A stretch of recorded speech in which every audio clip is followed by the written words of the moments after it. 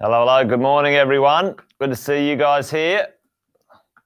I'm in the main studio today. Hey, morning, Sean. Good to see you. Kevin, all the way from Florida. Good to see you, mate. James, Allison, Jody, Nick. Hey, all the way from New Zealand. Good morning. How are we, team? There we go. We've got a few people on now. Hey, good to see you guys. Nicole, Rodney, Ashvin. Fantastic. I think I've got a little fancy thing here. Can you see that? I don't know. I've got a chat overlay. Anyway, I won't put that up there. How you going, guys? Good to see all of you this morning. People still coming on in. Jacinta. There we go. Hey, great to see you guys. Welcome to another Wealth Coffee Chat. Yeah, it's getting around the old Lurg. Alison, I know that a lot of my team, we've been traveling, doing a little bit of traveling again, and it's been a bit annoying, actually. For every 10 people who travel, we've got, 3 to 5 get sick, and yeah, it's not great. Maybe our immune systems aren't as good as they used to be, but stay safe wherever you are. Rug up, chicken soup, whatever it is, to get you well. Welcome to another Wealth Coffee Chat. I just ordered my coffee, so hopefully soon my coffee will arrive. I'm down at the main studio here in the GC. Usually I do my morning coffee chats from my office, but down at the main studio, coming to you live today with you guys. But I was going to talk to you guys about the 4 lanes of wealth. There's 4 prime vehicles, 4 prime processes that we as property investors have access to, and there's three for all of us who are in the PAYG world and careers, and there's a 4th one available to business owners. And today I was going to talk about that idea, and maybe in the chat while we're warming up and getting things going here. Anyone who's new, hello, welcome, Jason Witten. Over there. Right there is my name. Anyway, welcome to another Wealth Coffee Chat, folks. Good to see you. If you are new, give us a shout out in the chat. Looks like we've got someone all the way from New Zealand, so fantastic to have you here. I've been Wealth Coffee chatting with these wonderful, amazing, crazy, passionate people about real estate for a fair while now, and we've been chewing the fat every morning at around about 10 past 8 and talking about all things real estate. Plenty of things going on at the moment, all the carry-on malarkey about the interest rates. Listen, it's overcooked, team. Don't stress in any way, shape about it. It is a very, very normal problem. Do your math, do your numbers, but it's going to be a great time to be purchasing real estate in the next little bit because all of the good time Charlies will be gone. They're all hiding under the table waiting for the sky to fall, and listening to someone who still lives with their mum and dad and doesn't own a house talk about how they should behave in real estate. Anyway, don't get me started on that one today, but good. Good to see Alexis and Laura. Today I wanted to talk about the 4 streams of wealth, the 4 vehicles of wealth, the 4 platforms of wealth for all of us, available to all of us for our financial future. Tell me in the chat right now, get you guys involved. What do you think they are? The four wealth strategies that we can use as property investors. Oh, here's my coffee. Come over here, Todd. There's my main coffee man. There's Todd. Thanks, brother. Good on you. Cheers, man. Oh, well, there you go. That's service, isn't it? A live show and a warm coffee. Wealth Coffee Chat, done and dusted. Oh, yeah, that's a bit hot. All right. Hey, now listen. Tell me in the chat right now, what do you think the 4 vehicles, 4 streams of wealth, 4 things that we can grow, places, spaces, things that we can grow for real estate wealth and our future? Okay, there's 4 directions. Like I said before, there's 3 available to PAYG career-minded people and a 4th available to business owners. But tell me, what do you think they are? 4 streams of wealth. And while I'm sort of talking, I'll talk about my little picture behind me. What does the E stand for? I'm going to ask you too many questions. Chuck it in the chat if you think, if you know what the E might stand for. If we're here, this is us now, and we have a direction, a place we're heading. What do you think the E stands for in my little model here today? These are the stages. We've talked about, acquisition, consolidation, lifestyle, equity. Good guess. The E stands for exit. Okay, but good guess for equity, because that would be pretty common wording. So the exit. What is our exit plan, ladies and gents? What's your exit plan? When it comes to retirement or exiting. We talk in terms as business owners, an exit plan. We talk in terms sometimes as investors, an exit plan out of something. And where are we now? And where do we want to go? And what ultimately are we investing for? Why are we investing? Now, we have the machinations, the tactics, the strategies, and all of those things. But what is the ultimate outcome for you? Put that in terms right now, like, real terms, life terms. What's the outcome? If you invest and you own some great real estate and it's successful for you in the future, what does it give you? What do you get? Tell me that in the chat right now. So this is kind of line up our conversation today. We'll have a little sip of my coffee. What's it going to get you? What's it for? Why are we doing it? What's the point? Team? Gang? What's the point? I'll be interested to know. Boom. Passive income. Yeah. You want assets to go to work, financial freedom. You want assets to go to work so you don't have to. And this is the interesting thing. Yeah, exactly. Time and choices. Yes.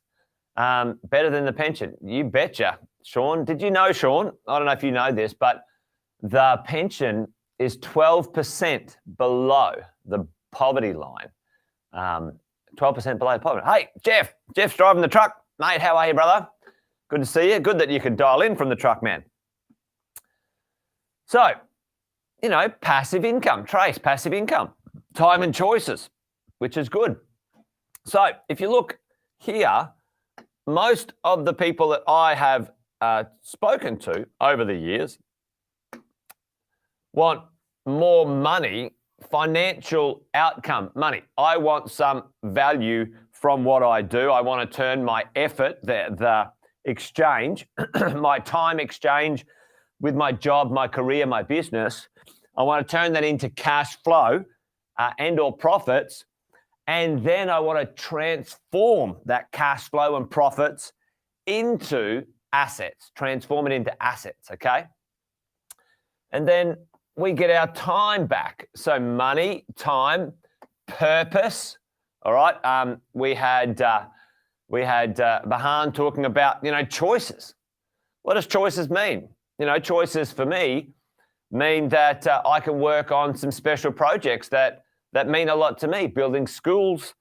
I love rock climbing, so I go and commentate on rock climbing events, and I don't charge them any money because, they're a sporting association, up and coming, they can't afford it, but I do it. I donate my time. I don't need money for that, right? So what is it for you guys?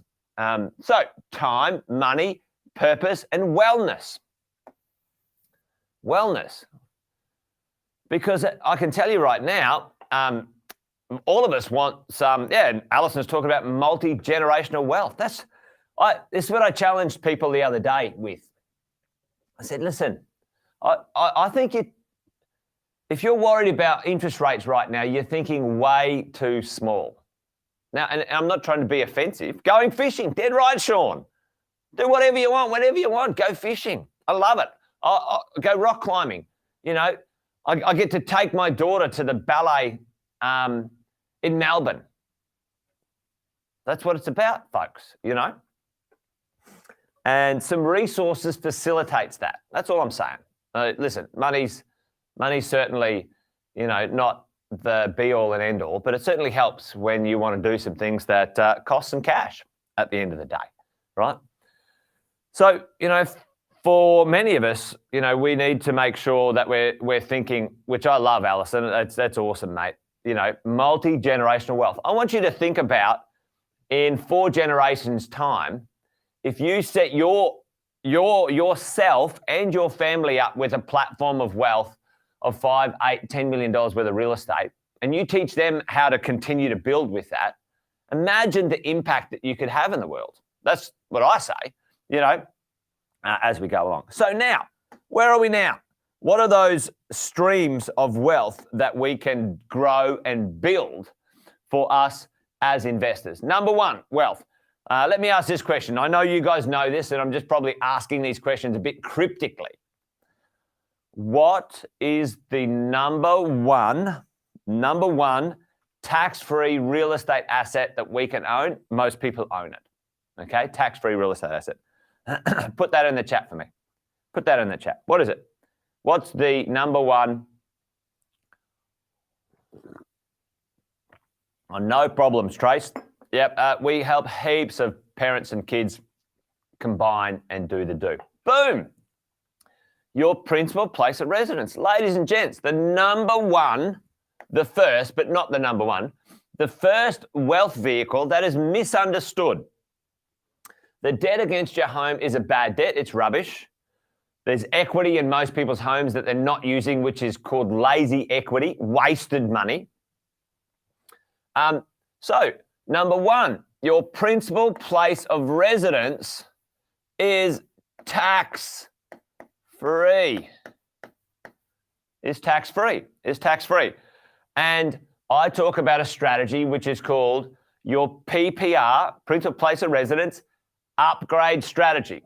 And what I coach my clients on is over the next 30 years. Now, we're talking a long time, so just get your head around it. And you might have already done this. You might have already be 1 or 2 upgrades in. I want you to consider upgrading your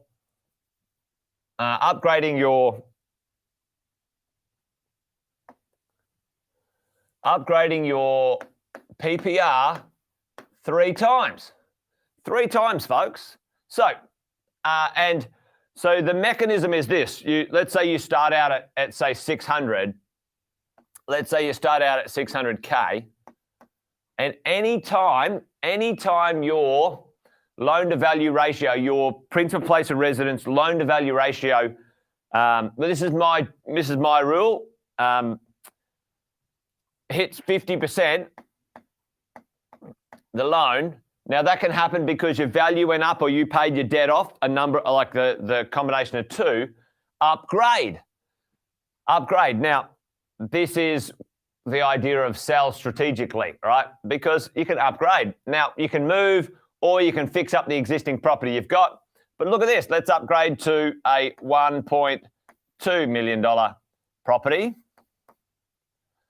And then when that gets to 50%, whatever that is, that might take you 5 years, 10 years, 15 years, upgrade again, and you're just carrying forward that LVR, and then you got a $2.4 million principal place of residence, okay?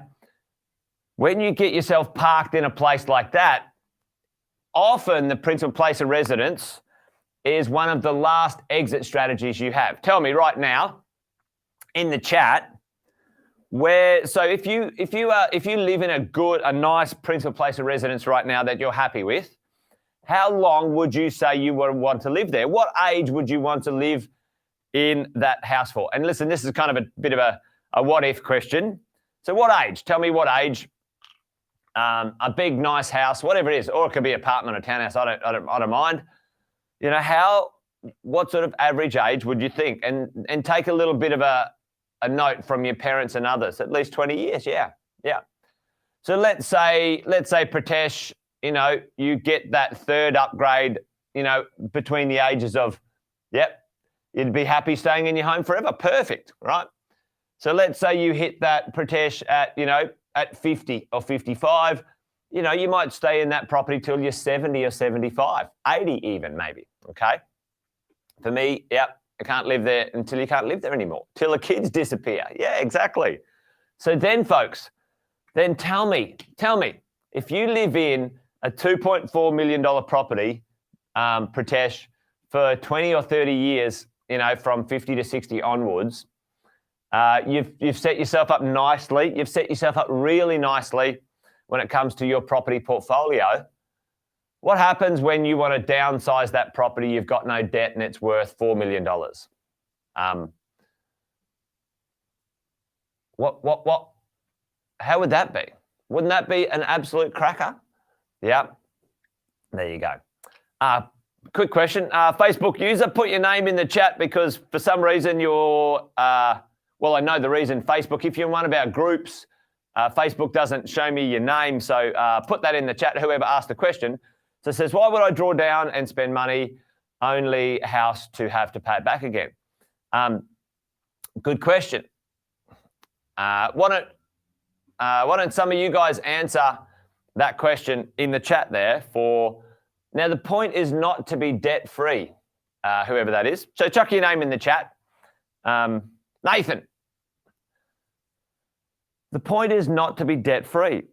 The point is to move your money.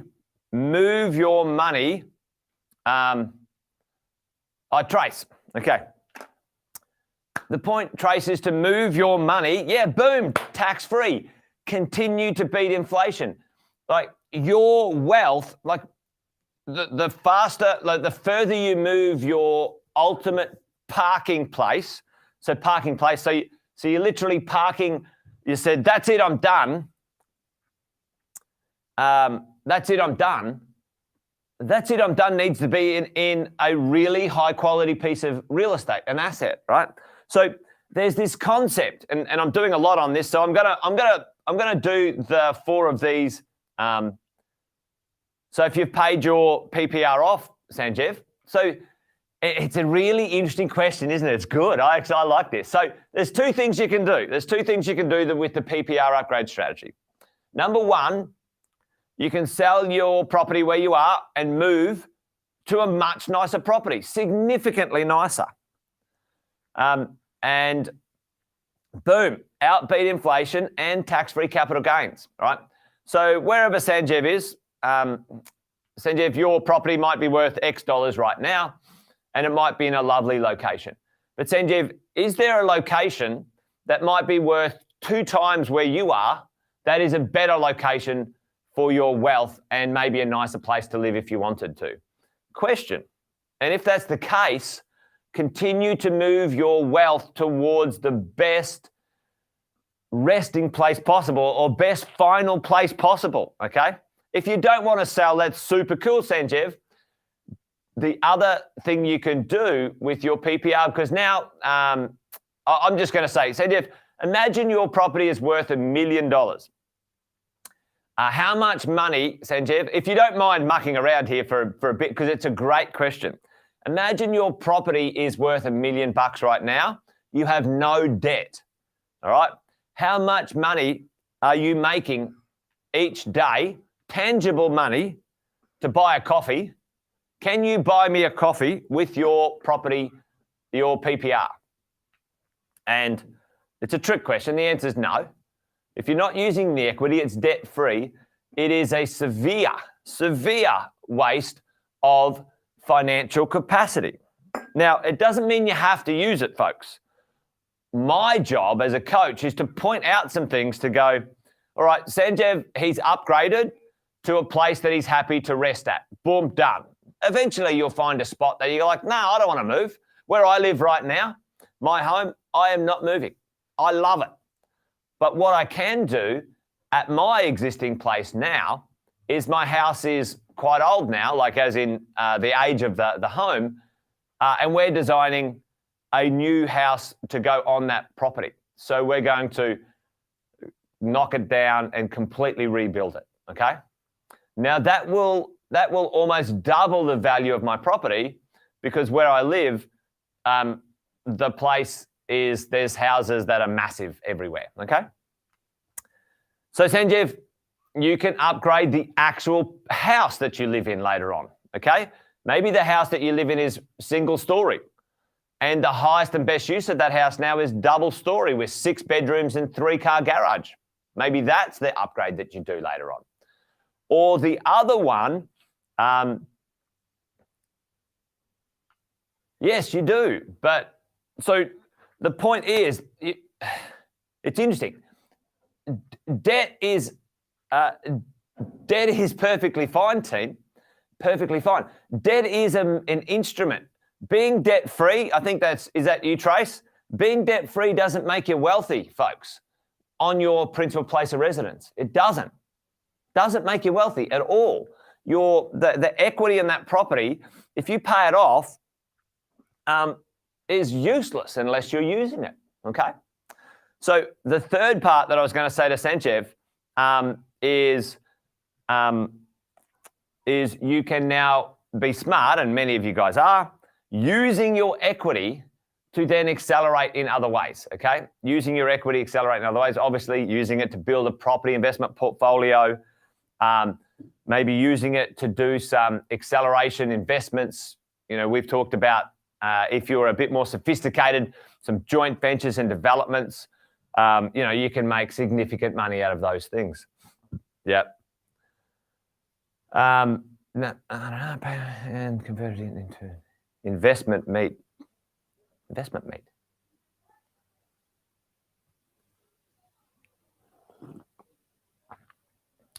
Rent vesting for Alison. Yeah.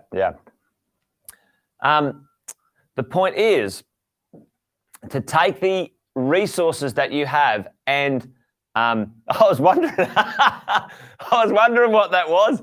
Sanjeev, I was like, invest meat? I'm like, oh no. There you go. Well, Sanjeev, mate, unless I know your specific circumstance, if you've got equity and it's not being used, then that money is lazy and devaluing because of inflation. Like I get a lot of people saying, oh, I've paid my home off. Why aren't I rich now? It's because paying your home off brings zero cash flow to you from passive income sources, okay, as you go. If you can't borrow, then you can't borrow. You've got to increase your income some other way. If you don't have servicing, then, you know, it's a moot point, really, at the end of the day. So you've got to deal with getting your income up if your servicing's down. But I think potentially a couple of you guys are missing the point, folks, right? You're asset rich and cash flow poor. That's basically what happens if you've paid off debt, okay? Cash flow is everything. Look, guys, I've spoken with tens of thousands of people who own real estate.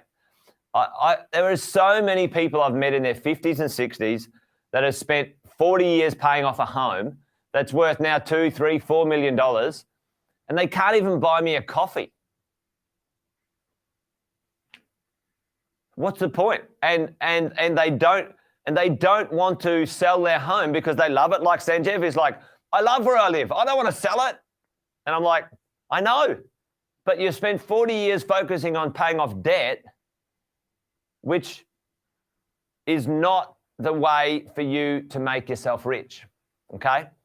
It's quite clearly, if you don't use the equity that you reduce, again, quite clearly going to make the bank rich, not you rich, okay? So, yeah, well, there's plenty of meat in this. Yeah, exactly, Nick. Exactly. Yeah. So there's plenty of meat in this, which I thought I could sort of get through today in one, but the old PPR upgrading strategy is a good conversation, isn't it? Okay. So there you go. All right. Well, listen, folks, we've had a good Wealth Coffee chat this morning. Great questions. I really enjoy it when you guys get active in the chat. Sometimes I just get on a rant and just carry on like a pork chop. But thanks for getting involved today. I really do appreciate it. All right, team. Well, that's it. You guys good? Wealth Coffee chat done and dusted. Over and out. Be good. Join me tomorrow. I'll finish off the rest of the model. All right? We'll finish off the rest of the model as you go. Okay, team. Oh, Christina. All right, Christina, I'll make sure that the team chases you up, buddy. Apologise if you've slipped through the cracks on that one. All right, team. You guys be good. Bye-bye.